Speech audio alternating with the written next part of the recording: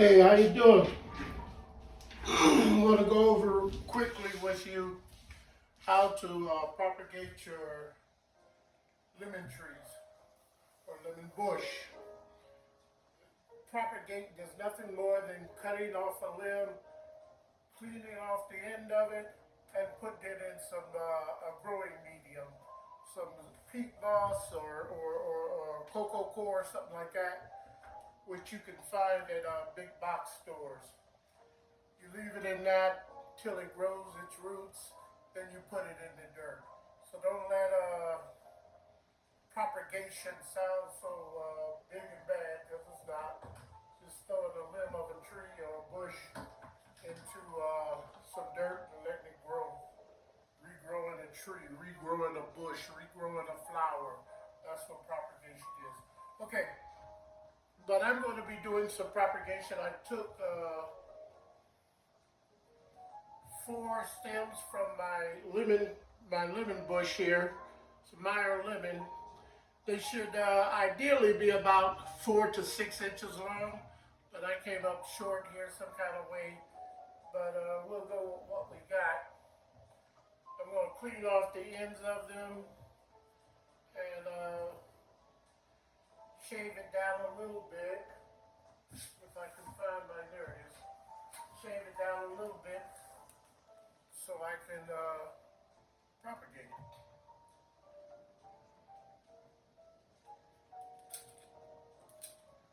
So you just do that by taking a razor blade and running it up about 2 inches from the bottom till you see some white, but you don't want to see all green, nor do you want to see all white. But you want to just shave it down a little bit so that the roots can come out of it. Do a diagonal cut on the bottom. Diagonal cut. Well, I thought I could do it with scissors, but I'm going to have to use my pruners. Alright, got a diagonal cut. That's what I'm going to do on all of them. But let me get to showing you how to make a greenhouse for them to sit in and grow their roots, and you'll be ready to put them in the ground sometime in maybe March. No, I'm going to say April, late April, early May maybe. Now this can be done with a regular milk carton, okay? Now with a regular milk carton, you can't put but probably at best 2 stems in there. In this here, I'm going to be putting 4. Now, what I did was cut it all the way back to the lip here. And I didn't cut it across, I just cut it, you know, close to it so I can set it down on the ground, open it up, and put soil in it. And you notice that I have holes in it so it can breathe. Holes in the bottom so it can drain. And then holes on the side so that the soil can get aeration. Did the same thing with this. Now let me show you what this is. You know what that is, don't you? That's Kroger water. Now I have a machine for this. If you don't have a machine for it, it may be a good idea to pick one up and start using clean water instead of this stuff that is coming out of our faucets full of fluoride and from what I understand, everything else. And matter of fact, I heard on the news cycle that in California, they're going to start recycling toilet water. So it's time for us to get away from this water. Now, this is purified water here. It's probably coming from the same source, but it's been purified. But until I know better, I'm going to continue using this here. All right, so what I did was remove the top, first of all. I poke holes all in the bottom. I didn't poke holes in the top part of it for aeration yet because it needs to stay in the greenhouse for at least a week for it to build up the kind of moisture that I want in it. So next week I'll go in and, put some holes in the top so it'll be able to breathe and whatnot, okay? So that's what you're seeing now.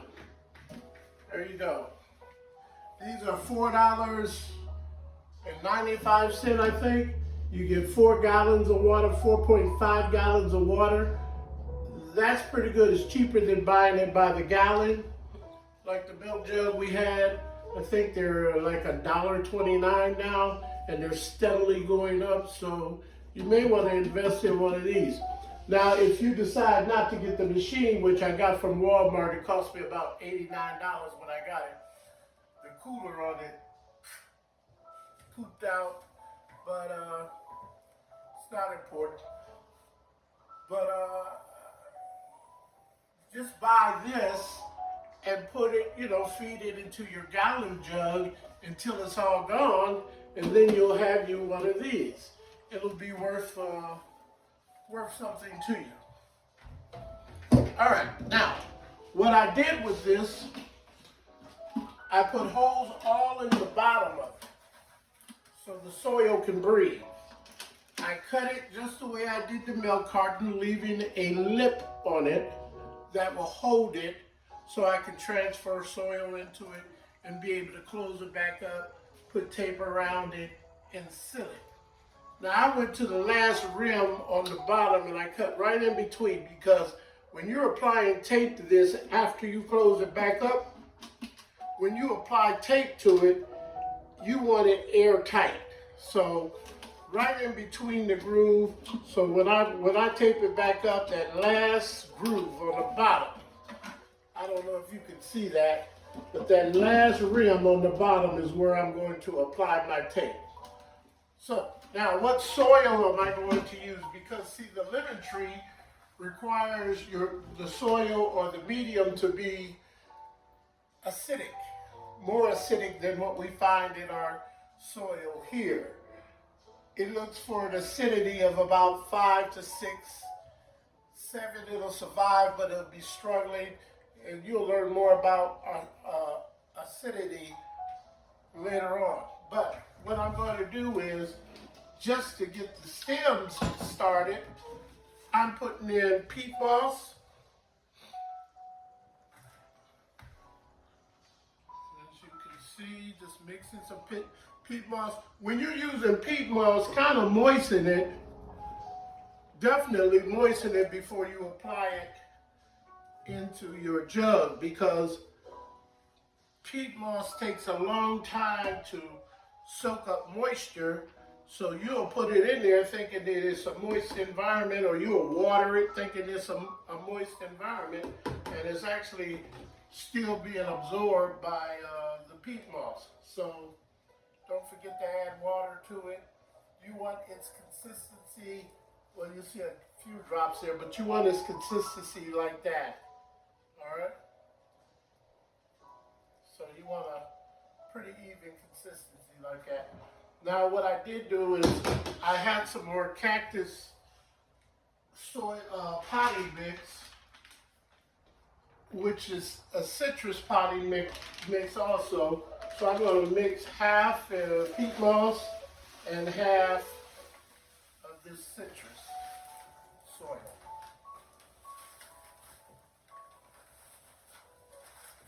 I'm going to mix it up. Now, what did I use to poke holes in the side of this thing and on the bottom?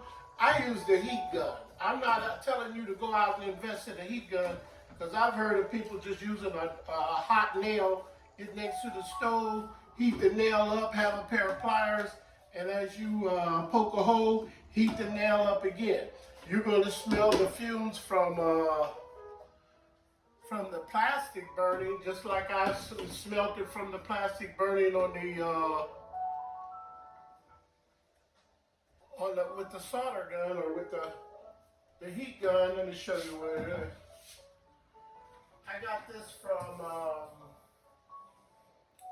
Lowe's or one of the big box stores, Home Depot, one of the two. I think it cost me like 27 bucks, but it's worth it because I buy water. It's worth it for me because I buy water like that on a weekly basis, and believe it or not, I have at least 20 of these gallon jugs. So I'm gonna make good use of them during this winter and summer, spring and summer.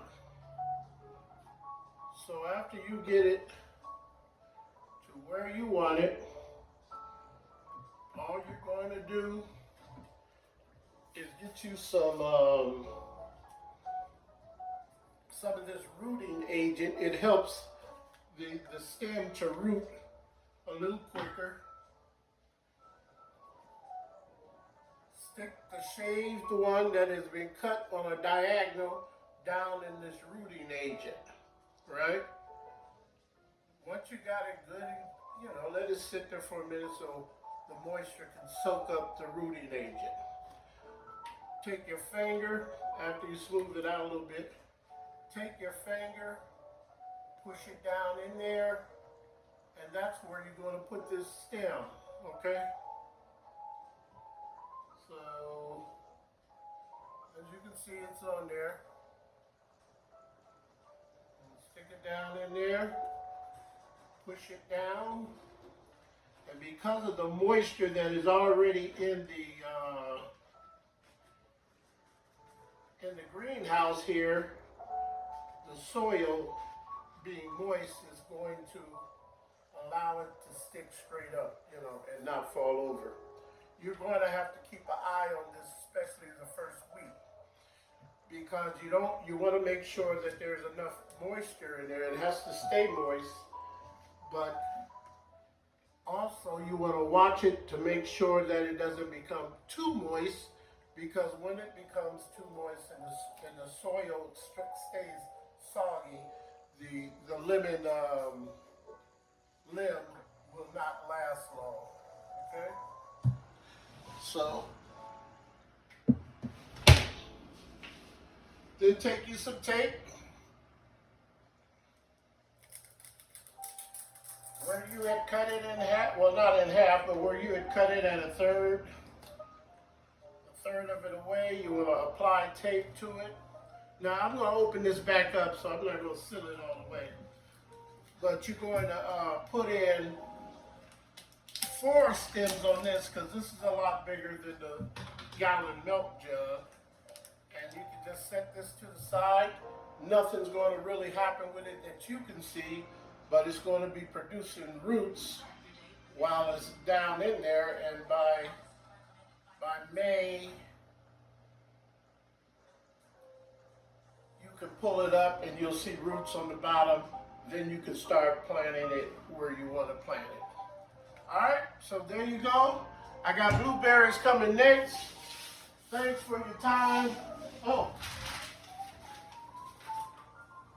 acid acidifier, you can add that to it also. You don't want but a pinch in there. The stems have enough nutrition in there, dormant now, and the stems have enough nutrition in them where you don't have to worry about feeding this this medium right now. And you may want to put a sprinkle of Epsom sauce in it.